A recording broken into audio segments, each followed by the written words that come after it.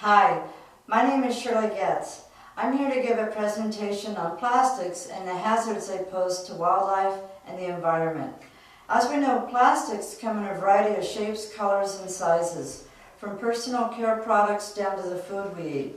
This is a mustard container, and as we all know, years ago, items such as these used to come in glass, such as ketchup, mayonnaise, mustard, jelly, jam, peanut butter.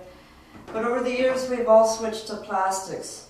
And the problem with plastics is that they don't biodegrade. They do what is called photodegrade. Such as this milk container. Looks pretty harmless. Nothing could possibly confuse this with food. But as the plastic breaks down, like this container that's been left out in the elements for a while, we can see that the plastic gets very brittle and it pulls apart very easily. The problem is these pieces break down into smaller pieces because plastic never goes away. When photodegrading, it doesn't decompose. It just turns into smaller and smaller pieces. It never goes away. Even cups that we drink can become very brittle and pull apart very easily. When these little pieces get into our waterways, they can be mistaken for food by fish and birds and other wildlife. And then we have another variety here of plastics that break down over time.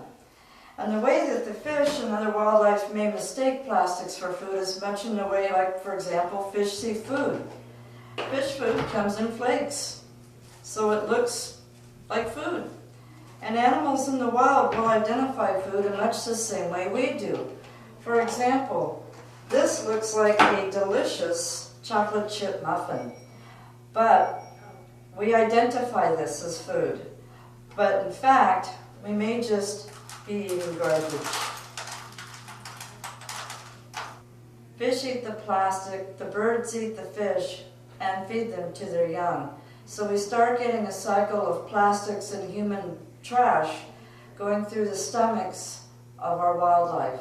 And this is why it's very important to pick up whatever plastic you see and to please take whatever plastics you bring home with you. Help keep our wildlife and our waterways and our oceans and our landscape free from these troublesome elements. Thank you.